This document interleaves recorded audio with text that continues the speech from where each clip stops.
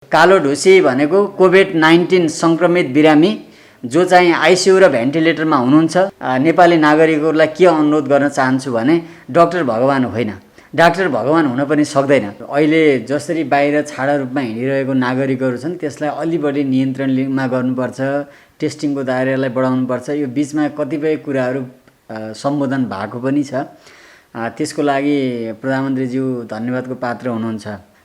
अहिले पनि मलाई लाग्छ उनीहरूको साइनोभ्याक र साइनोफार्मको बायोटेक कम्पनीमा छ। त्यो भ्याक्सिन ल्याउनको लागि प्रधानमन्त्रीज्यू बेजिङ जानु पर्यो, नेपालबाट फोन गरेर होइन। इमिडिएटली बेजिङ गएर प्रेसिडेन्ट सी जिनपिङलाई भेटेर अहिले स्टोर भएको भ्याक्सिन हामीलाई धेरै चाहिँदैन, 2 करोड भ्याक्सिन चाहियो भनेर त्यो भ्याक्सिन चाहिँ पहल गर्नु पर्यो। यो कुनै पनि हालतमा अफवाह हुन सक्दैन। हामी हिजो पनि युकेको साइन्टिस्ट, बेलायतको वैज्ञानिकहरूले थर्ड वेभको बिगिनिङमा छौँ भनेर बोलिसकेको अवस्था छ। यो नेपालगञ्ज, वीरगञ्ज, पोखरा र विराटनगर चाहिँ अबको 3-4 हप्ताभित्रमा चाहिँ त्यहाँ शून्यमै पनि झर्न सक्छ, किनभने कुनै पनि घर छैन जहाँ चाहिँ पोजिटिभ भएर नेगेटिभ नभएको होइन। त्यो त गलत कुरा हो, किनभने यदि तपाईँले भने जस्तै के भन्छ बेसार पानीले या अदुवा पानीले होइन, या त अब अरू विभिन्न पातहरूले कोरोना भाइरस ठिक हुने भएको भए, यत्रो हस्पिटलमा बिरामीहरू छन् जसले जडीबुटी उत्पादन गर्नु भएको छ। म उहाँलाई के अनुरोध गर्न चाहन्छु भने कृपया तपाईँको जडीबुटी लिएर हस्पिटल जानुहोस् अनि हस्पिटलमा लगेर जडीबुटी दिनुहोस्। आइसियु र भेन्टिलेटरमा बाहिर बसेको बच्चालाई या नागरिकलाई यदि उहाँहरू ठिक हुनुभयो भने त तपाईँको जडीबुटीले काम गरेको अप्रुभ भइहाल्यो नि। ब्राजिलको AP1, इन्डियनको अहिले डेल्टा भनेर भनेको छ B1 617.2, अनि त्यसपछि युकेको B117 र अमेरिकाको B1352 लगायत 5-7वटा जति भेरिएन्ट छन्। यो भेरिएन्टमा कति % इफिकेसी छ र यो भ्याक्सिनले काम गर्छ कि गर्दैन भनेर हेर्नको लागि नेक्स्ट 6 मन्थ वेट गर्नुपर्ने अवस्था छ। संसारको सबै वैज्ञानिकहरूको चिन्ता भनेकै यो जुन भियतनाममा या इन्डिया, नेपालमा या ब्राजिल र युकेमा देखिएको जुन हाइब्रिड भेरिएन्ट या त अल्फा, बिटा, गामा, डेल्टा भेरिएन्ट भनेर भनिएको छ, त्यो सबैभन्दा एग्रेसिभ छ। 2 वा 2 भन्दा बढी भाइरसहरू मिक्स भएर चाहिँ नयाँ बनेको। अझै पनि एन्टिजेनलाई एग्रेसिभली बढाउनुपर्छ र एन्टिबडी टेस्टलाई एग्रेसिभली लानुपर्छ। IgG टेस्टलाई चाहिँ अनिवार्य लानुपर्छ। गरिब परिवारहरू जो खान लाउन नपाएको, मजदुर किसान भएको, अहिले पनि राहत नपाएको नागरिक हुनुहुन्छ, उहाँहरूलाई अनिवार्य चाहिँ राहत चाहिँ सरकारले दिनुपर्छ। 17-18 वर्षमा म वुहानमा हुबे प्रोभिन्समा बस्दा आजसम्म चाहिँ चमेरो, सर्प, सी फुड, चिकन, मिट सबै जति पनि जङ्गल वाइल्ड र सी फुड जति पनि मासुहरूको व्हाइट मिट, रेड मिट छ या अरू चिजहरू छ, त्यो सबैभन्दा बढी खाने देशहरू संसारको चाइना र जापान हो। सम्माननीय प्रधानमन्त्रीज्यू, तपाईँ बेजिङ जानुहोस्, साइनोभ्याक र साइनोफार्मको कम्पनीको CEOलाई बेजिङमा बोलाउनुहोस्, वार्ता राष्ट्रपतिको अगाडि गर्नुहोस् र 1 करोड साइनोभ्याक र 1 करोड चाहिँ साइनोफार्म चाहिँ भ्याक्सिनको लागि सम्माननीय राष्ट्रपति सी जिनपिङलाई अनुरोध गर्नुहोस्। भ्याक्सिन स्टोर छ, तपाईँ बेजिङ जानुभयो भने ब्रेक थ्रु हुन्छ र यो भ्याक्सिनको च्याप्टर क्लोज हुन्छ। म सम्माननीय प्रधानमन्त्रीलाई विनम्र अनुरोध गर्न चाहन्छु, कृपया तपाईँ बेजिङ जानुहोस्।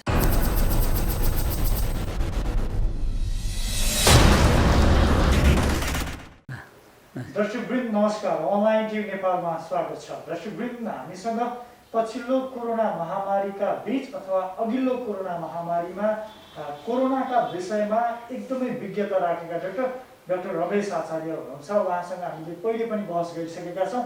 आजको बहस नेपालमा कोरोना महामारीको यो दोस्रो लहरसँग जुधिरहेको नेपालका विषयमा र सरकारले गर्नुपर्ने काम गरिरहेको छ कि छैन भन्ने विषयमा कुराकानी गर्दैछौँ। डाक्टर साहब स्वागत छ। हजुर, धन्यवाद। पछिल्लो समय यो महामारीको बेला तपाईँले जे कुराहरू भन्नुभएको थियो ती कुराहरू सरकारले पनि अवलम्बन गरे जस्तो देखियो होइन। पछिल्लो समय चाहिँ सरकारले के गर्नु पर्थ्यो र अहिले के गरिरहेको छ जस्तो लाग्छ? सर्वप्रथम त सम्माननीय प्रधानमन्त्रीज्यूलाई सायद मैले तपाईँहरूकै टेलिभिजन र एउटा दुईवटा मिडियालाई भनेको थिएँ, सङ्कटकालको विषयमा, स्वास्थ्य सङ्कटकाल लगाउने अध्यादेशको विषयमा र अहिले जसरी बाहिर छाडा रूपमा हिँडिरहेको नागरिकहरू छन् त्यसलाई अलि बढी नियन्त्रणमा गर्नुपर्छ, टेस्टिङको दायरालाई बढाउनुपर्छ। यो बीचमा कतिपय कुराहरू सम्बोधन भएको पनि छ, त्यसको लागि प्रधानमन्त्रीज्यू धन्यवादको पात्र हुनुहुन्छ। तथापि त्यति हुँदाहुँदै पनि अहिले नेपाल सरकारले गर्नुपर्ने विषय भनेको 3-4वटा विषयहरू मैले महत्त्वपूर्ण रूपमा देख्छु।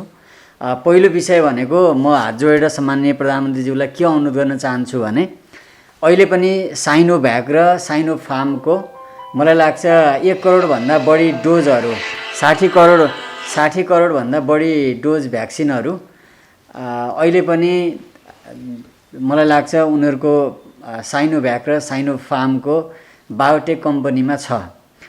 त्यो भ्याक्सिन ल्याउनको लागि प्रधानमन्त्रीज्यू बेजिङ जानु पर्यो, नेपालबाट फोन गरेर होइन, इमिडिएटली बेजिङ गएर प्रेसिडेन्ट सी जिनपिङलाई भेटेर अहिले स्टोर भएको भ्याक्सिन हामीलाई धेरै चाहिँदैन, 2 करोड भ्याक्सिन चाहियो भनेर त्यो भ्याक्सिन चाहिँ पहल गर्नु पर्यो। त्यो नेपालबाट सम्भावना छैन र यदि चाइनामा 60 करोडभन्दा बढी भ्याक्सिन चाहिँ स्टोर छ, त्यो भ्याक्सिन चाहिँ करिब 2 करोड नेपालमा भित्राउन सक्यो भने अहिलेको समस्या समाधान टर्छ भने इमिडिएटली तर्छ।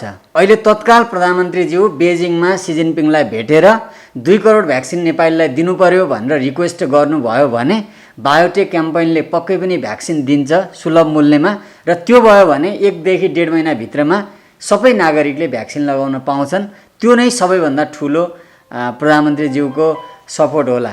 त्यसको लागि चाहिँ सम्माननीय प्रधानमन्त्रीज्यूलाई म विनम्रतापूर्वक बेजिङ जान अनुरोध गर्न चाहन्छु र डाइरेक्ट सी जिनपिङसँग कुरा गरेर भ्याक्सिन नेपालमा भित्राउनुपर्छ भन्ने मेरो यो विशेष अनुरोध। अहिले तत्काललाई त्यो समाधान गर्न कतिको सहज छ? प्रधानमन्त्री ज्यू चाहिँ चाइना जान सम्भव होला त? त्यो एकदम सम्भावना छ। किन सम्भावना छ भने उनीहरूसँग भ्याक्सिन छ, तर त्यो भ्याक्सिन नेपाल गभर्मेन्टको लेटर अफ इन्टेन्ट नभइकन र बेजिङको विशेष गरी चिनिया गभर्मेन्टले अप्रुभल नगरिकन नेपाल सरकारको लेटर अफ इन्टेन्ट दिनु पर्यो कम्पनीलाई र चाइनिज गभर्मेन्टले लेटर अफ इन्टेन्ट अप्रुभड गर्नु पर्यो। त्यो अवस्थामा मात्रै भ्याक्सिन कम्पनीले नेपाललाई भ्याक्सिन दिने हो। तर अहिले यथास्थितिमा भएको जुन साइनोभ्याक र साइनोफार्मको कम्पनीसँग जति भ्याक्सिन स्टोर छ त्यो भ्याक्सिन 2टा गभर्मेन्टको अप्रुभल बेगर नेपालमा आउन सक्दैन। भनेको त्यो चाहिँ त्यसको लागि प्रधानमन्त्रीको विषयमा अगाडि चाहिँ चीन अनिवार्य भएर त्यहाँको राष्ट्रिय प्रमुखलाई भेट्नु पर्यो है? राष्ट्रपति सी जिनपिङलाई भेटेर अनिवार्य चाहिँ हामीलाई चाहिँ 2 लाख भ्याक्सिन आवश्यक छ, त्यो भ्याक्सिन दिनु पर्यो सम्माननीय ज्यू भनेर प्रधानमन्त्रीज्यूले अनुरोध गर्नुभयो बेजिङमै भने त्यो भ्याक्सिन 10 दिनमै ब्रेक थ्रु हुन्छ। र अहिले पनि मसँग 1-2 जना केही बायोटेकको साइन्टिस्टहरू काम गर्नुहुन्छ साइनोफार्ममा र साइनोभ्याकमा मसँग कुरा भइरहेको छ। भ्याक्सिन छ उहाँहरूसँग, तर समस्या के हो भने हाम्रो देशको गभर्मेन्टले लेटर अफ इन्टेन्ट साइनोभ्याक कम्पनीमा पठाउनु पर्यो, नपठाउने बेलासम्म त्यो भ्याक्सिन चाइनिज गभर्मेन्टले अप्रुभल गर्दैन। तर सरकारले त चाइनाबाट अरू भ्याक्सिनहरू पनि ल्याउनको लागि पहल भइरहेको छ भनिरहेको छ। होइन, पहल भएको छ, तर पहल भएको छ भने त कति भ्याक्सिन दिएको छ के हो आधिकारिक भनेर भित्री कुरा त हामीलाई थाहा छैन। तर त्यसको लागि कि त बाहिर भन्नु पर्यो भित्री तयारीको विषयमा, यदि भित्री तयारी भन्नुपर्छ भन्ने पनि छैन। त्यसको लागि अहिले मैले सबभन्दा सर्टकट देखेको यो भ्याक्सिन भ्याक्सिन भ्याक्सिन भनेर बस्ने होइन, इमिडिएटली सम्माननीय प्रधानमन्त्रीज्यू बेजिङ गएर इतिहासको लागि यो इतिहास रच्ने मौका हो। यतिखेर प्रधानमन्त्रीज्यू बेजिङ गएर सी जिनपिङलाई भेटेर भ्याक्सिन 2 करोड दिनुहोस् भन्नुभयो भने मलाई लाग्छ पक्कै पनि प्रधानमन्त्रीज्यूलाई भनेको कुराहरू एड्रेस हुन्छ। जस्तो यहाँ अहिले 3rd वेभ अथवा 4th वेभको पनि चर्चा भइरहेको छ। हिजो अस्ति भर्खरै स्वास्थ्य मन्त्रालयले बालबालिकाको लागि बेडहरू अथवा अस्पताल तयारी अवस्थामा राख्नुहोस् पनि भन्यो। धेरैले चाहिँ यसलाई अफवाह पनि भनिरहेका छन्। यो फ्याक्ट के हो? यो कुनै पनि हालतमा अफवाह हुन सक्दैन। हामी हिजो पनि युकेको साइन्टिस्ट बेलायतको वैज्ञानिकहरूले 3rd वेभको बिगिनिङमा छौँ भनेर बोलिसकेको अवस्था छ र युके जस्तो एस्ट्राजेनेकाको भ्याक्सिन अलरेडी 8 महिनादेखि लगाइरहेको कन्ट्रीमा पनि अहिले बच्चाहरूलाई भ्याक्सिन नदिएको अवस्था हो।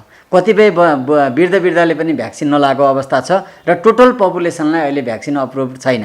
त्यस्तो अवस्था भएको देशमा त अहिले 3rd वेभ चाहिँ बिगिनिङ भइसक्यो भनेको अवस्था छ भने यदि हामीले चाहिँ नेपालमा 18 वर्षभन्दा मुनिको कुनै पनि नागरिकलाई भ्याक्सिन दिएका छैनौँ, त्यो बालबच्चाहरू भनेको 60 लाखभन्दा बढी छ नेपालमा।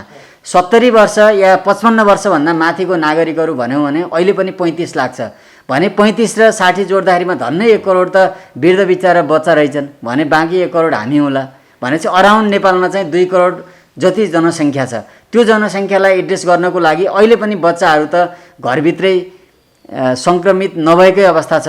भोलि त्यो सङ्क्रमण फैलियो भने अबको भनेको 20 वर्षभन्दा माथिको नागरिकहरू सङ्क्रमित भइसकेको छ। अहिले गाउँ गाउँमा पनि सङ्क्रमण फैलिएर नेगेटिभ हुने प्रक्रियामा छन्। कतिपय गाउँहरू अहिले पनि सङ्क्रमण मुक्त भइसकेको अवस्था छ। र पछि कुरा गर्दै जाँदा यो नेपालगञ्ज, वीरगञ्ज, पोखरा र विराटनगर चाहिँ अबको 3-4 हप्ताभित्रमा चाहिँ त्यहाँ शून्यमै पनि झर्न सक्छ। किनभने कुनै पनि घर छैन जहाँ चाहिँ पोजिटिभ भएर नेगेटिभ नभएको, सङ्क्रमण नफैलिएको। त्यस कारण पनि यदि कि त सबै नागरिकमा सङ्क्रमण फैलिनु पर्यो नेगेटिभ आउनलाई, हामी लकडाउनबाट पूर्ण रूपमा मुक्ति पाउनको लागि, अन्यथा हामी जति बालबच्चाहरू या वृद्धहरू या यङ जेनेरेसनहरू चाहिँ अहिले पनि नेगेटिभै छ, त्यो वर्गमा सङ्क्रमण नफैलिकन र सबै पुरै नागरिक चाहिँ पोजिटिभबाट नेगेटिभ नभइकन चाहिँ हामी चाहिँ पूर्ण रूपमा चाहिँ तपाईँको यो 3rd वेभ या 4th वेभबाट मुक्ति पाउनेवाला छैनौँ। यही बिचमा धेरैले यो कोरोना केही होइन, औषधि खाएर भ्याक्सिन लगाएर निको हुँदैन, जडीबुटी खाएर निको हुन्छ भनेर जडीबुटी बाँड्दैछन्। होइन, त्यो त गलत कुरा हो। किनभने यदि तपाईँले भने जस्तै के भन्छ बेसार पानीले या अदुवा पानीले होइन, या त अब अरू विभिन्न पातहरूले कोरोना भाइरस ठिक हुने भएको भए, यत्रो हस्पिटलमा बिरामीहरू छन् जसले जडीबुटी उत्पादन गर्नुभएको छ। म उहाँलाई के अनुरोध गर्न चाहन्छु भने कृपया तपाईँको जडीबुटी लिएर हस्पिटल जानुहोस्, अनि हस्पिटलमा लगेर जडीबुटी दिनुहोस्। आइसियु र भेन्टिलेटरमा बाहिर बसेको बच्चालाई या नागरिकलाई यदि उहाँहरू ठिक हुनुभयो भने त तपाईँको जडीबुटीले काम गरेको अप्रुभ भइहाल्यो नि। किन हस्पिटलमा बिरामी जानुपर्ने परेन? त्यस कारण के हो भन्दाखेरिमा पक्कै पनि त्यो साइन्टिफिक बेसमा छैन। र त्यसरी जडीबुटी या हर्ब्सले चाहिँ खाएर ठिक हुने भएको भए अहिले चाहिँ हजारौँ नागरिकहरू आइसियु या भेन्टिलेटर बेड नपाएर मरेको अवस्था छ। त्यस्तो नागरिकलाई बचाउनुहोस् न। आयुर्वेदिक र जडीबुटीले ठिक हुन्छ भने त हस्पिटलमा गएर बाँडे भइहाल्यो नि त, हुँदैन र? त्यस कारण त्यो हुन्छ भन्नेमा मलाई विश्वास छैन। अब तपाईँले केही हप्ता अगाडि चाहिँ भन्नुभएको थियो टाइटली 1 महिना निषेधाज्ञा, त्यो निषेधाज्ञा लगभग अब सकिने अवस्था छ। 1 महिना पनि भइसक्यो, बिस्तारै कन्ट्रोल पनि हुँदैछ। अब निषेधाज्ञा चाहिँ बिस्तारै खुकुलो पार्दै जाँदा हुन्छ भन्ने छ, के छ स्वास्थ्य विज्ञहरूको? अब अहिले मैले लकडाउनको विषयमा गाउँ र सहरको प्रायःजसो बासिन्दाहरू सङ्क्रमित भइसकेको अवस्था छ र त्यो सङ्क्रमण पुरै समुदायमा फैलेर नेगेटिभ भएको खण्डमा 3rd वेभ र 4th वेभ यति प्यानिक हुने छैन जति अहिले प्यानिक छ। यदि बालबच्चा र वृद्ध र केही नागरिकहरू अझै पनि पोजिटिभ नभएको अवस्था हो भने त्यो नागरिकमा सङ्क्रमण दर फैलिने यथावतै छ। त्यसकारण पनि अहिले लकडाउन खुकिलो बनाउँदा बित्तिकै हाम्रो पहिलो टार्गेट भनेको 18 वर्षभन्दा मुनिको नागरिकलाई फाइजरको अहिले पनि बच्चाको लागि भ्याक्सिन अप्रुभल भइसकेको छ। त्यो ल्याउन सरकारले यथाशक्य पहल गर्नुपर्छ। त्यो पहल गरेन भने फेरि पनि बालबच्चा र बचेको नागरिक चाहिँ सङ्क्रमित हुँदैन र 3rd वेभ र 4th वेभमा फेरि विकराल रूप लिँदैन भन्ने मलाई विश्वास लाग्दैन। अहिले जस्तो भ्याक्सिनको कुरा आइरहेको छ, पहिलो डोज लगाउनेलाई अति खतरा भन्ने कुरा छ। भ्याक्सिन कति प्रभावकारी छ अहिले लगाइरहेका कोभिसिल्ड लगायत अन्य भ्याक्सिन? अहिलेसम्म संसारमा 7वटा भाइरसको स्ट्रेनहरू भनेको म्युटेसन भएको भाइरसको 7 प्रकारको भाइरसहरू, जहाँ चाहिँ साउथ अफ्रिकन, त्यसपछि ब्राजिलको AP1, इन्डियनको अहिले डेल्टा भनेर भनेको छ B1 617.2, अनि त्यसपछि युकेको B117 र अमेरिकाको B1352 लगायत 5-7वटा जति भेरिएन्ट छन्। यो भेरिएन्टमा कति % इफिकेसी छ र यो भ्याक्सिनले काम गर्छ कि गर्दैन भनेर हेर्नको लागि नेक्स्ट 6 मन्थ वेट गर्नुपर्ने अवस्था छ। तर प्रारम्भिक डेटा के हो भने अहिले हार्वर्ड, अक्सफोर्ड र पबमेड या त दि ल्यान्डसेटमा प्रकाशित जति पनि जर्नलहरूको रिभ्यू छ, त्यो रिभ्यूमा भएको 2टा कुराहरू हो। डेटा लिमिट छ। डेटा लिमिट भएको कारणले यो भ्याक्सिनले यति नै % काम गर्छ भनेर भन्न नसक्ने अवस्था छ एउटा। दोस्रो चाहिँ भ्याक्सिन लगाइसकेपछि पनि यो भाइरस छिपेर या लुकेर चाहिँ हाम्रो शरीरभित्र फैलिन्न भन्ने ग्यारेन्टी छैन। त्यसकारण अहिले संसारको सबै वैज्ञानिकहरूको चिन्ता भनेकै यो जुन भियतनाममा या इन्डिया, नेपालमा या ब्राजिल र युकेमा देखिएको जुन हाइब्रिड भेरिएन्ट या त अल्फा, बिटा, गामा, डेल्टा भेरिएन्ट भनेर भनिएको छ, त्यो सबैभन्दा एग्रेसिभ छ। 2 वा 2 भन्दा बढी भाइरसहरू मिक्स भएर चाहिँ नयाँ बनेको जुन हाइब्रिड होइन, त्यो ढुसी भनेको यो माइक्रो म्युकोसिस भनेर भन्छौँ, कालो ढुसी।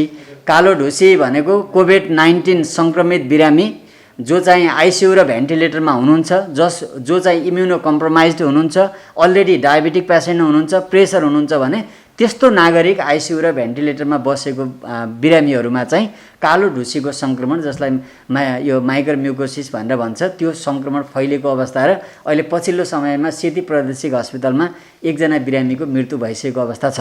तर भ्याक्सिन लगाएको मान्छे चाहिँ ढुक्क छु भन्ने अवस्था तपाईँले भने जस्तो अब 6 महिना छैन होइन, त्यो चाहिँ अवधि पर्खिनुपर्ने हुन्छ कि? होइन, जबसम्म एन्टिबडी डेभलप हुँदैन, आइजिजी र आइजिएम भन्ने हुन्छ, एन्टिबडी आइजिजी 15 भन्दा माथि नभइकन भ्याक्सिन लगाएर म पूर्ण रूपमा सेफ्टी छु भन्न मिल्दैन। भनेको अबको हाम्रो यात्रा चाहिँ कोरोना महामारीसँगको युद्ध कहाँ पुगेको अहिले हेर्दा? अहिले हेर्दाखेरिमा कोरोना महामारीसँगको युद्ध भनेको नेपालको केसमा हेर्दा 60% भन्दा बढी नागरिक पोजिटिभ भइसकेको छ, बाँकी 40% छ। त्यो 40% नागरिक पनि यदि पोजिटिभ भयो भने नेपाल चाहिँ फेरि केही समयपछि कोरोना मुक्त हुनसक्छ। तर यसको मतलब के होइन भने थर्ड वेभ या फोर्थ वेभ चाहिँ यदि मिक्स भेरिएन्ट आयो, अहिलेको भन्दा बढी खतरनाक आयो यो डेल्टा इन्फेक्सन भन्दा भने यो अहिलेकै अवस्थामा फेरि नागरिकहरू बढी सङ्क्रमित हुने या भ्याक्सिनले काम नगर्ने अवस्था आउन सक्छ। जस्तोसुकै व्यक्तिलाई सङ्क्रमण अनिवार्य हुन्छ कि तपाईँले भने जस्तो 60% भइसक्यो, अब 40% अनिवार्य हुने हो कि सङ्क्रमण नदेखिने मान्छेहरू पनि हुन्छ? होइन, माइल्ड, मोडरेट र सिभियर सिम्टम भनेर 3 किसिमको लक्षण छ। माइल्ड भनेको तपाईँलाई सङ्क्रमण भयो तर ज्वरो, खोकी, श्वास प्रश्वासमा समस्या नआइकन ठिक भएर जानुभयो, त्यस्तो परिवारहरू धेरै होला जसले हस्पिटलमा गएर पिसिआर टेस्ट नगरेको या त औषधि नलिएको।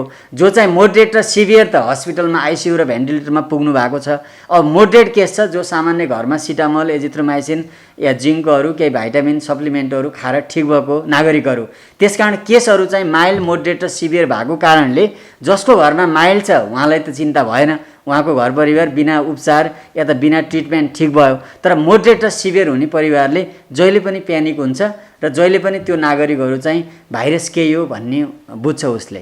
अबको यात्रा चाहिँ के हुनुपर्छ? सरकारले गर्नुपर्ने मुख्य कामहरू के हो यो तत्कालको बेला? अब सरकारले गर्नुपर्ने कुराहरू 3-4 अघि मैले एउटा भ्याक्सिनको कुरा भने, दोस्रो 7वटै प्रदेशमा अहिले पनि पेडियाट्रिक बालबच्चाको अस्पताल छैन। बालबच्चाको अस्पतालको लागि अनिवार्य बाल अस्पताल 50 बेडको 7वटा प्रोभिन्समा चाहिँ अनिवार्य इस्टाब्लिस होस् र त्यसमा चाहिँ विशेष गरी पेडियाट्रिक आइसियु, जो बच्चाको लागि चाहिने आइसियु, सानो बच्चाको लागि चाहिने नियोनेटल इन्टेन्सिभ केयर युनिट भनेर भन्छौँ, निक्यु, त्यो अनि हाई डिपेन्डेन्ट युनिट, यिनी चिजहरू चाहिँ बच्चाको अस्पतालहरूमा कम्पलसरी आउनु पर्यो। लकडाउनको केस यथास्थितिमा लकडाउन गरेर होइन, अझै पनि एन्टिजेनलाई एग्रेसिभली बढाउनुपर्छ र एन्टिबडी टेस्टलाई एग्रेसिभली लानुपर्छ। आइजिजी टेस्टलाई चाहिँ अनिवार्य लानुपर्छ।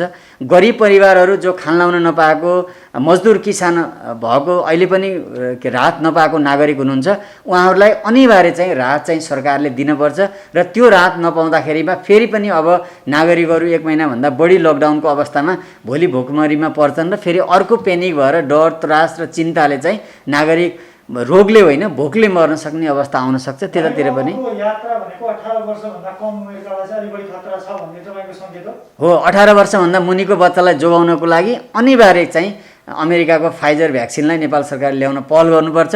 अब माग्ने भ्याक्सिन माथिल्लो वर्गलाई होइन, 18 वर्षभन्दा मुनिको बच्चाको लागि चाहिँ सरकारले पहिलो प्रयास गर्नुपर्छ। यो बीचमा फ्रन्टलाइनरको रूपमा काम गरिरहेका तपाईँ जस्ता डाक्टर, तपाईँ जस्ता स्वास्थ्य कर्मीहरूमाथि भट्टाभट आक्रमण भइरहेको छ, तोडफोडदेखि कुटपिटसम्म भइरहेको छ। यो घटनालाई एउटा डाक्टर भएको हिसाबमा कसरी लिनुहुन्छ? पक्कै पनि कोभिड-19 विरुद्ध देशका सबै स्वास्थ्य कर्मीहरू जसरी खट्नु भएको छ, लड्नु भएको छ, उहाँहरूलाई सलाम गर्न छोडेर, उहाँहरूलाई सम्मान व्यक्त गर्न छोडेर देशमा केही छुटपिट घटनाहरू भएको छ। यो दुःखद कुरा हो र म सबै नेपाली नागरिकहरूलाई के अनुरोध गर्न चाहन्छु भने डाक्टर भगवान होइन, डाक्टर भगवान हुन पनि सक्दैन, तर तपाईँहरूको आँखाले डाक्टरलाई जहिले पनि भगवान बुझ्नुहुन्छ। सबै भगवानले नै बचाउने भएको भए सायद सृष्टिमा कोही पनि मान्छे मर्थेन होला। मर्ने त्यो कारण हो हाम्रो लिमिट आयु लिएर आएका छौँ, त्यो आयुभित्र हामी डाक्टर, बिरामी सारा सबै नै मर्छौँ। त्यसो भए त डाक्टर र नर्स कहिल्यै नमर्नुपर्ने, अरू नागरिक सधैँ मर्नुपर्ने त्यस्तो केही पनि होइन।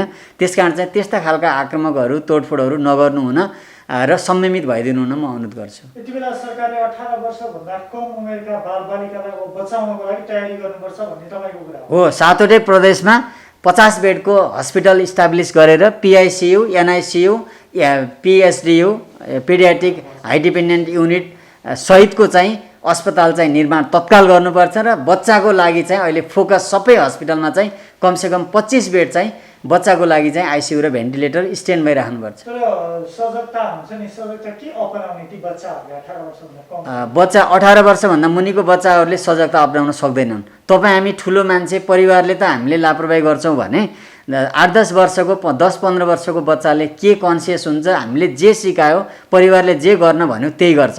त्यसकारण बचाउने उपाय भनेको मास्क लगा भने बच्चाले मास्क लगाउला, मास्क नलगा भने नलगाउला। त्यसकारण अहिलेको अवस्थामा बच्चाको प्रायोरिटी भनेको भ्याक्सिन नै हो। पहिलो भ्याक्सिन दिन सक्यौँ भने मात्रै हामीले बच्चालाई सुरक्षित राख्न सक्छौँ। जस्तो यो चाहिँ चीनको ठुलो रणनीति हो, विश्व अर्थतन्त्रमा आफ्नो कब्जा जमाउने। चीनले चाहिँ चीनमा सबैभन्दा सुरुमा कोरोना भाइरस देखियो, त्यसपछि अहिले चीन मस्त आफ्नो अर्थतन्त्रमा लिप्त छ, पैसा कमाइरहेको छ। विश्व अर्थतन्त्रमा आफ्नो एक मात्रै कब्जा जमाउन, आधिपत्य जमाउनलाई चीनले गरेको रणनीति भनेर धेरैले भन्छन्। अनि यो भाइरस चाहिँ चीनको कुनै प्रयोगशालाबाट छोडिएको भन्ने खालको कुरा पनि छ। अब जहाँसम्म म वुहानमै बस्छु, 15 त्यो पनि 2-4 वर्ष होइन, म 17-18 वर्ष भयो नेपाल छोडेको। 17-18 वर्षमा म वुहानमा हुबे प्रोभिन्समा बस्दा आजसम्म चाहिँ चमेरो, सर्प, सी फुड, चिकन, मिट सबै जति पनि जङ्गल वाइल्ड र सी फुड जति पनि मासुहरूको व्हाइट मिट, रेड मिट छ या अरू चिजहरू छ, त्यो सबैभन्दा बढी खाने देशहरू संसारको चाइना र जापान हो। म जापान पनि गएको छ।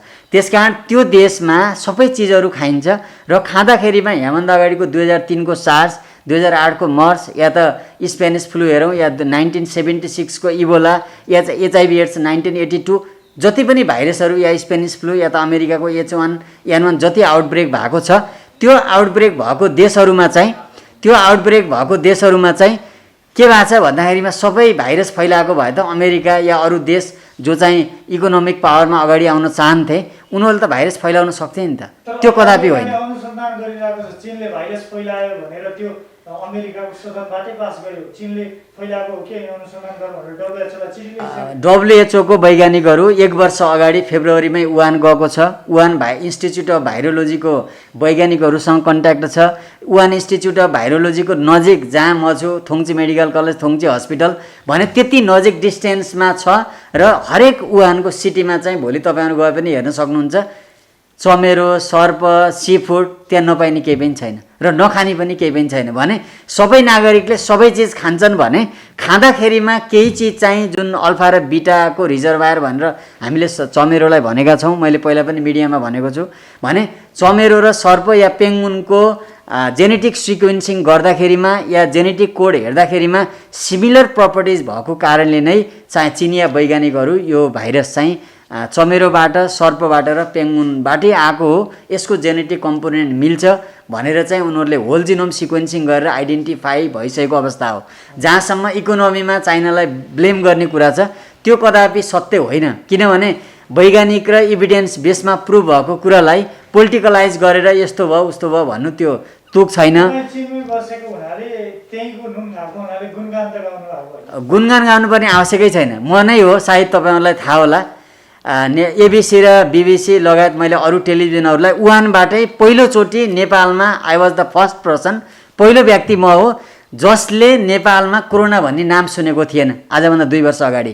त्यतिखेर पहिलो अन्तर्वार्ता ABC टेलिभिजनलाई वुहानको हस्पिटल, थोङ्चे हस्पिटलबाट मैले नै मिडियामा सार्वजनिक गरेको। त्यसपछि म बोलेपछि नै अरू नागरिकहरू बोले। भने त्यतिखेर मलाई तपाईँले भने जस्तो नुन खाएको थिएन नि त, नेपाली नागरिक सजग हुनुहोस्, यहाँको अवस्था यस्तो छ, विकराल छ भनेर बोल्ने थियो भने म आफ्नो जीवनलाई रिस्कमा राखेर उहीँ वुहानबाट बोल्दै थिएँ जतिखेर भाइरस त्यहाँ आउटब्रेक भएको अवस्था थियो। त्यसकारण मैले कुनै पनि देशलाई सपोर्ट गर्नुपर्ने म केही पनि देख्दैन।